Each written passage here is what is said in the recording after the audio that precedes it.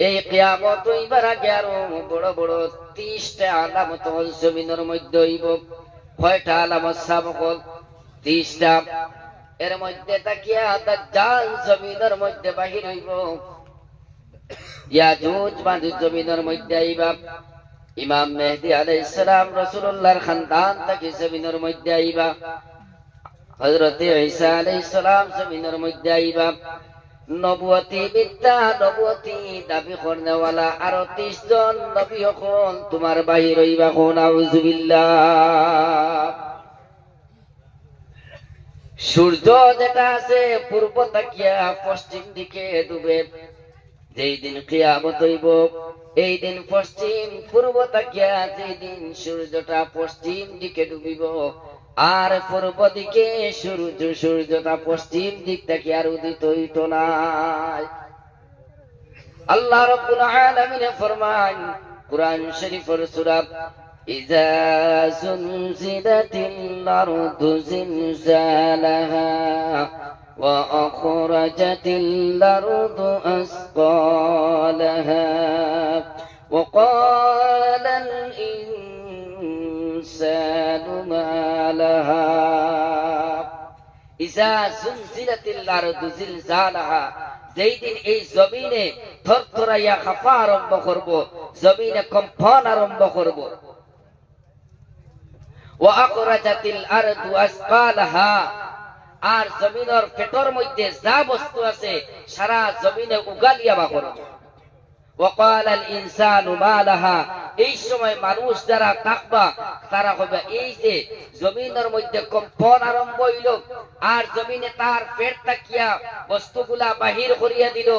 আর ওয়া ক্বালাল ইনসানু মা লাহা, মানুষ হবে এটা কিতা অবস্থা।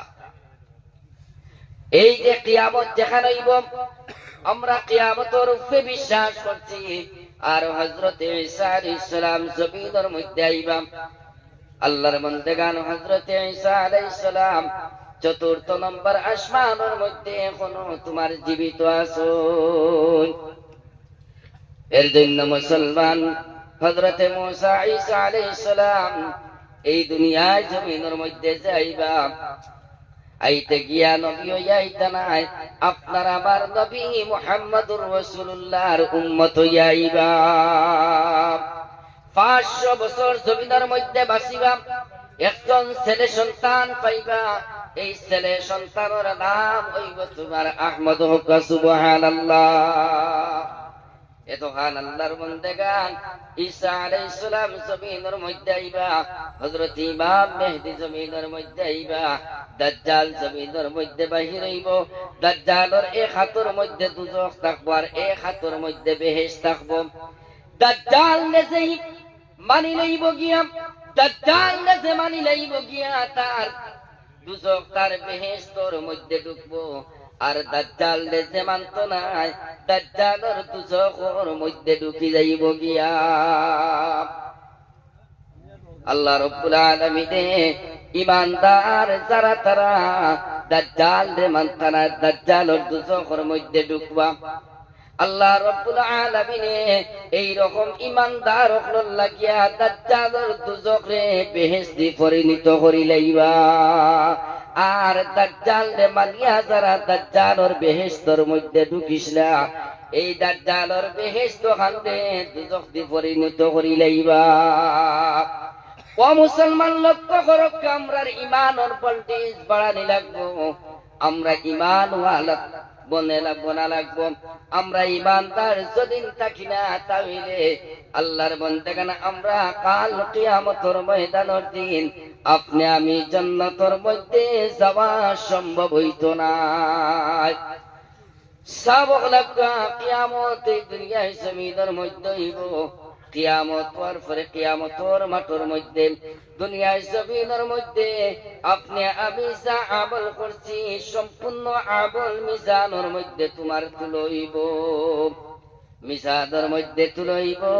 নেকির পাল্লা যদি বাড়ি হয় তাহলে আপনার নামে আমলটা ডাইনাতের মধ্যে দইব, আর আপনারে আবার জান্নাতি বলিয়া ঘোষণা দেওয়াইব। আর যারা আমল নামায় আমল নেকির পাল্লা তোমার হালকা হইব, বদির পাল্লা বাড়ি হয়ে যাইব গিয়া। আপনার নামে আমলটা তোমার বাম হাতের মধ্যে দইব, আর ফেরেশতাগণরে কইব আল্লাহ রাব্বুল আলামিন হুকুম করবা যাও, তুমি দেন যাও ওই বান্দারে তুমি দেন দুজখের মধ্যে নিয়ে দিয়া। ও আল্লাহর বান্দাগান, সে হাসরের মাঠের মধ্যে আজকে আপনি আমি বাবা আমি আমার মা আছেন, আমার বাবা আছেন, আপনারা আর মা আছেন, বাবা আছেন। আল্লাহর বান্দাগান, আপনার মারে বাবারে তো মেহনত মশক্কত করিয়া মাথার গাম ফালাইয়া বাবার মেখানি খাওয়াইলা, মারে খানি খাওয়াইলা, আজকে দুনিয়ায় জমিনের মধ্যে খেমন্যর মধ্যে এমন বন্ধুত্ব করলা। আল্লাহর বান্দাগান, কাল কিয়ামতের ময়দানের দিন আপনার মা বাবায় আপনারে কোনো সুপারিশ করার ক্ষমতা নাই, আওলাদে বাবার সুপারিশ করার কোনো ক্ষমতা নাই, ভাই বিরাদরের ক্ষমতা নাই। এই হাসরের মাঠের মধ্যে যদি আল্লাহর নবী ব্যতীত আর এই হাসরের মাঠের মধ্যে শাফাআত করিয়া তোমার জন্য দুজখ তাকিয়া ছুটাইয়া জান্নাতের মধ্যে নেওয়ার মতো পাওয়ার আর কেউর নাই।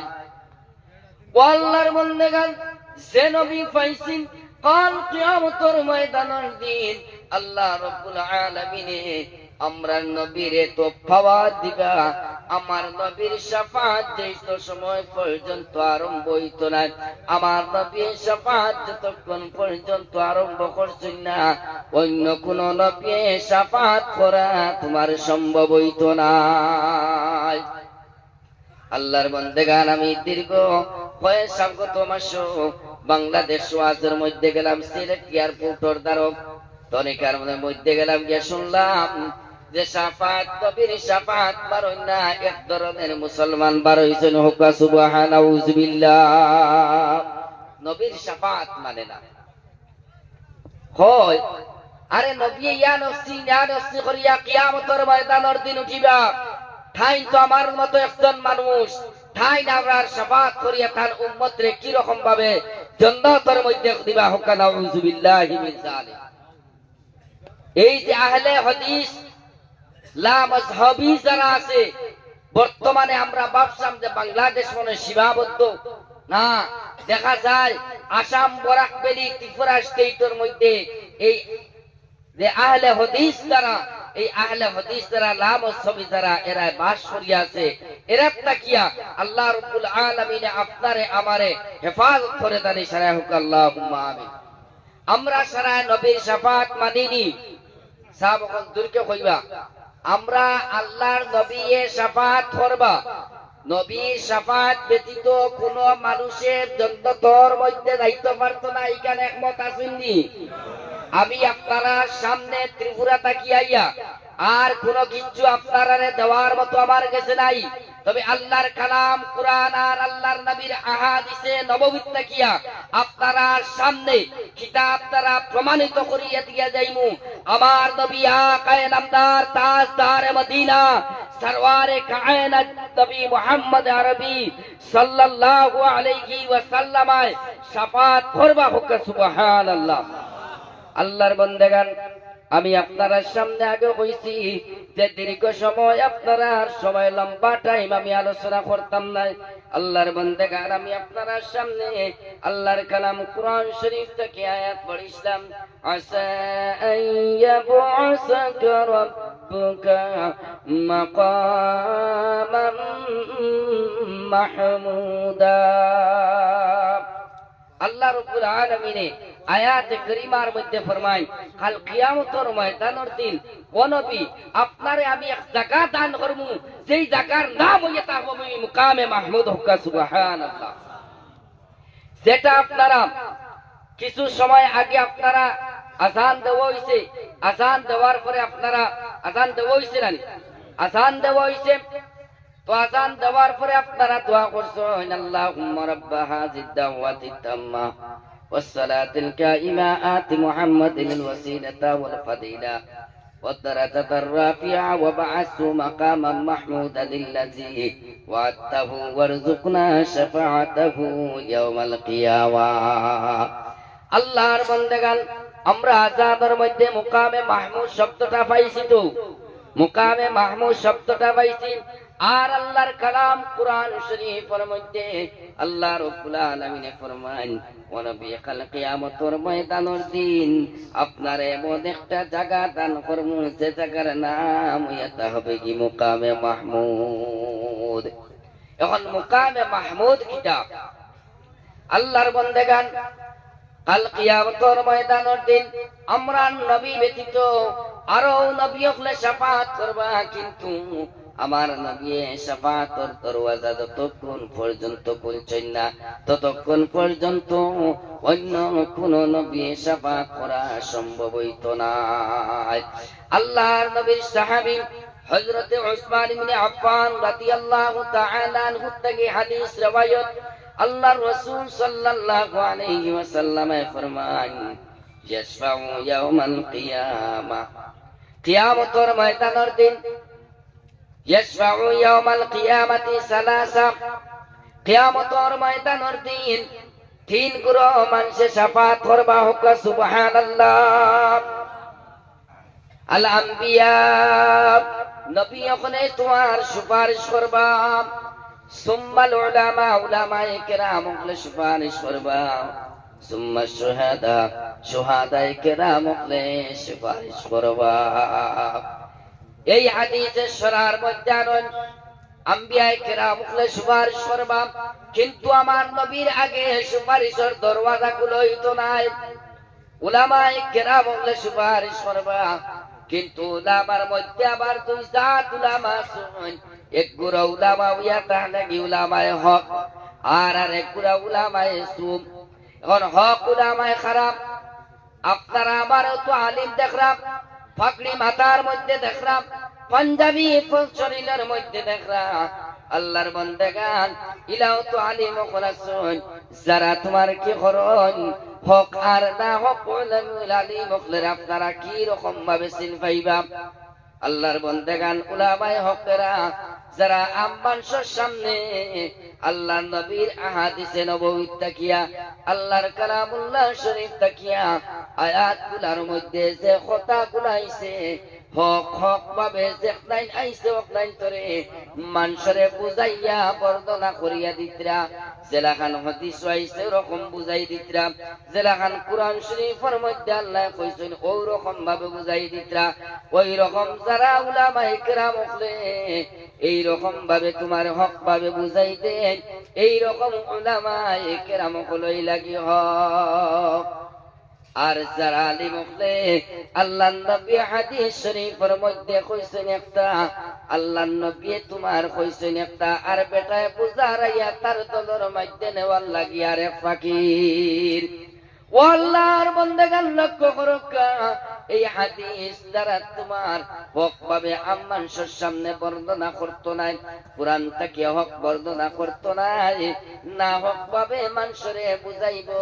দল্লু ফাদল্লু, হে গুমরা হইল, আর যারে তোমার বুঝাইলো হেও লগে তোমার গুমরা হই গেল গিয়া।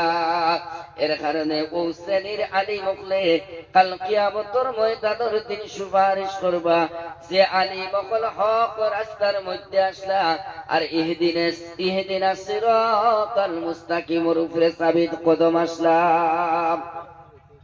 আল্লাহর বান্দাগান, শুহাদায়ে কেরাম হলে সুপারিশ করবা। শহীদ আবার হইয়া তাহলে দুই জাত, এক গুরো লাগে শহীদে কুবরা আর আরেক গুরো শহীদে সুগরা। শহীদে কুবরা আর শহীদে সুগরা। শহীদে কুবরা অর্থাৎ বড় শহীদ, আর সগীরে শহীদে সুগরা ছোট শহীদ অর্থাৎ বড় শহীদ খারাপ। আপনারা জানা আছে উলামায়ে কিরাম আপনারা সামনে আলোচনা করুন যে আল্লাহর হাবিব সাল্লাল্লাহু আলাইহি ওয়াসাল্লাম এই দুনিয়ার জমিনের মধ্যে থাকতে সময় সাহাবায়ে কিরাম নিয়া ভিন্ন ভিন্ন যুদ্ধের ময়দানের মধ্যে গেলাম, দ্বীন ইসলামের মধ্যে গেলাম, দ্বীন ইসলামে টিকাইতে গিয়া সাহাবায়ে কিরাম উপাস আসলা পেটের মধ্যে পাথর বান্ধিয়া আল্লাহর বান্দাগান দ্বীন ইসলামের জমিনের মধ্যে টিকাইয়া তুইয়া গেছেন। আল্লাহর নবী পাথর বান্ধিছেন, তাইফর ময়দানের মধ্যে পাথর উঠা খাইছেন। আল্লাহর রাসূলের মাথা মুবারক থাকি, সর মুবারক থাকি খুন মুবারক বাইয়া বাইয়া তোমার সারা শরীরের মধ্যে গেছে। উহুদের ময়দানের মধ্যে আল্লাহর হাবিবে দান দান শহীদ করছেন। আল্লাহর বন্দেগান আল্লাহর রাসূলে বড় কষ্ট করিয়া আল্লাহর নবী দ্বীন ইসলাম রে জমিনের মধ্যে রাখিয়া গেছেন। সাহাবায়ে কেরাম হলে এক এক সাহাবী হলে তোমার তান্তানোর বিবি বাচ্চা হল করে রাখিয়া যুদ্ধের ময়দানে শহীদ হয়ে গেছেন। আল্লাহর বন্দেগান যারা দ্বীন ইসলাম রে রাখতে গিয়া আল্লাহর বন্দেগান ফি সাবিলিল্লাহর উপরে শহীদ হইয়া জমিন থেকে বিদায় লইছেন। সাহাবায়ে কেরাম কোন রক্ত মাখা শরীর নিয়ে গোসল দেওয়ানি নাই, কবর শরীফের মধ্যে তোমার রাখইল জানাজার নামাজ পড়াইয়া। আল্লাহর বন্দেগান আল্লাহর হাবিব সাল্লাল্লাহু আলাইহি ওয়াসাল্লাম ফরমায়, আমার সাহাবায়ে কেরাম রে গোসল দেওয়াইও না, গোসল না দিয়া তুমি যে অবস্থায় তাইতেন জমিন থেকে ইন্তেকাল হইছেন, ও অবস্থায় তান তান রে রক্ত মাখা শরীর হিসাবে তুমি দেন কবর দাফন করিলাও। কাল কিয়ামতের ময়দানের দিন আমার সাহাবায়ে কেরাম রক্ত মাখা তোমার কাপড় লইয়া সরর মাঠের মধ্যে উঠিবা। আল্লাহর বন্দেগান আল্লাহর হাবিবের সাহাবী কতখান আল্লাহর নবীর লগে ডাকর লগে তোমার সাড়া দিয়া তোমার জমিন থেকে বিদায় লইলাম। আল্লাহর হাবিব সাল্লাল্লাহু আলাইহি ওয়াসাল্লামের সাহাবী হযরতে হানজালা রাদিয়াল্লাহু তাআলা আনহু জানদে হাসিলুল মালাইকা তোমার উপাধি দেওয়া হইছে। আল্লাহর বন্দেগান আল্লাহর নবী সাল্লাল্লাহু আলাইহি ওয়াসাল্লাম উহুদের যুদ্ধের মধ্যে যাইতা আল্লাহর বন্দেগান রাসূলুল্লাহ যুদ্ধের মধ্যে বদরের যুদ্ধের মধ্যে যাইতা আল্লাহর হাবিব সাল্লাল্লাহু আলাইহি ওয়াসাল্লাম এলান করিয়া দিছেন। আর তোমার হযরতে হানজালা রাদিয়াল্লাহু তাআলা আনহু ইতিমধ্যে আগরদিন বিবাহ করিয়া বাড়ির মধ্যে আইছেন। গরতান নতুন বিবি ঘরের মধ্যে ওই সময় বিবির সঙ্গে তান মিলামিশা হইছে। ওই সময় তান গোসল করতা বাহির হইছেন, দেখা যায় খায় একটা আওয়াজ আইয়া তান খানোর মধ্যে পৌঁছিছে। আল্লাহর নবী দু জাহানের বাদশা নবী তোমার হুকুম করছো সাহাবায়ে কেরাম কল তুমি তাই আও, আজকে বদরের যুদ্ধের মধ্যে আমরা যাইতাম। আল্লাহর বন্দেগান লক্ষ্য করো হযরতে হানজালা রাদিয়াল্লাহু তাআলা আনহু তোমার জানতে কানো আওয়াজ আইয়া পৌঁছিছে। পৌঁছার সঙ্গে সঙ্গে হযরতে হানজালা ঘর থেকে তোমার আতিয়ার লই ফালমারি আল্লাহর নবীর ডাকর মধ্যে সাড়া দেন। পিছন দিক তাকিয়া বিবি ডাক দেন, স্বামী তুমি গোসল করিয়া যাও, গোসলের পানি রেডি আছে, গোসল করিয়া যাও। বিবি তোমার পিছন দিকে ডাকুন, স্বামী তোমার ডাকর কোনো সাড়া দিন না। বিবি বারবার স্বামীরে ডাকুন, হানজালারে হানজালারে ডাকুন, স্বামী গোসলের পানির ব্যবস্থা করিয়া রাখছি, আও তুমি গোসল করিয়া যাও। হযরতে হানজালায় পিছনে দিয়ে ফিরিয়া তান বিবির জানান, বিবি যাইয়ার গিয়া যুদ্ধের ময়দানে ইসলাম রে রাখতে গিয়া যদি